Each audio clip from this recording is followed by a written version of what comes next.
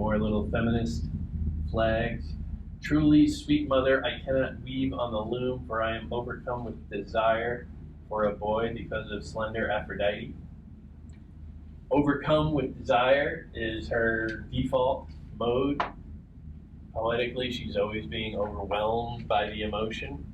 Here, significantly, of course, we see for a boy rather than for a girl. But, that same relationship also to discipline, I guess you could say. I cannot weave on the loom. Now, in, again, the epic tradition, the male-centered position, you almost always, when you see a female character, they are almost always associated with the loom, which is the big weaving mechanism that they use to weave wool or, weave fabric. That's what women did, especially, I would say, the aristocratic women that you tend to run into in Homer. They all do that, and you can find references to it everywhere. Famously, Penelope does it in the Odyssey. She is the wife of Odysseus, but you can see throwaway references to it in Andromache, and even Helen. Always that reference of they should be with the loom. They should be doing women's work.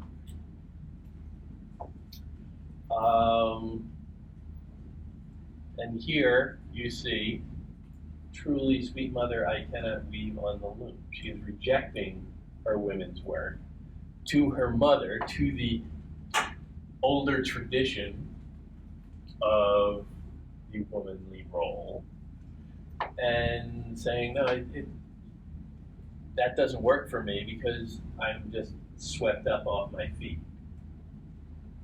And I will go with that. I will reject my social role, my predetermined job as a woman. I'll go with my emotions.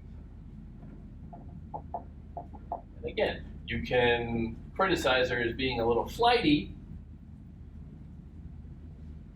She's saying this now. Did she say the same thing yesterday about a different boy? Is this just a very convenient excuse to stay the hell away from the loom? Maybe. But that's the objective view of her. The poem is offering you the subjective view.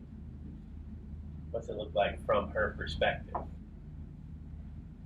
And there's something to that, I would say, that has special valiance in the ancient world, where there really was no objectivity or notion of objectivity. The world was kind of chaotic. There didn't seem to be any rules. You didn't understand why anything happened. You ascribed anything that happens to the will of a very disparate and often hostile group of gods who were often at cross purposes with one another. The world doesn't make sense. Well, why would it if it was run by a group of alcoholic jackasses like the gods? So there is only, in the ancient world, very often, this very subjective view where I'm just a victim. I'm trying to make sense of it, but I keep getting knocked off my balance. You can see that going on here in a way that in Homer is not as obvious, because Homer says everything in a very authoritative way, a very male way. And here, you're being brought inside on a much more personal level. You're attending to the individual rather than the type of person. You came and I was longing for you. You cooled my heart burning with desire. Burning with desire. It's a cliche now, but was it when she was walking around scribbling these lines? I don't think so. The idea of desire burning, being a heat, that's pretty much traceable to this. I don't know what I should do. There are two minds in me. Two minds in me. Again, kind of a cliche, but pretty much starting with her. And that idea of two minds, it's not literally two minds, it's a mind that is conflicted. And when you see these poems where she is taking you inside her own thought processes, particularly, let's say, in the first one, poem 1, where she seems to be constructing a dialogue between herself and Aphrodite, you can see how there's that kind of dualistic perception of the world, that sense of insecurity, perhaps. Once again, loose limb loosening love makes me tremble, that bittersweet, irresistible creature. Love is a creature, kind of materialized, perhaps monstrous force of nature. Love is overwhelming and overpowering, makes you tremble. Love is emotion made physical, in that it is limb loosening. I love that. Limb loosening love. I don't know if there was quite that same alliteration in the original Greek, but it's quite nice.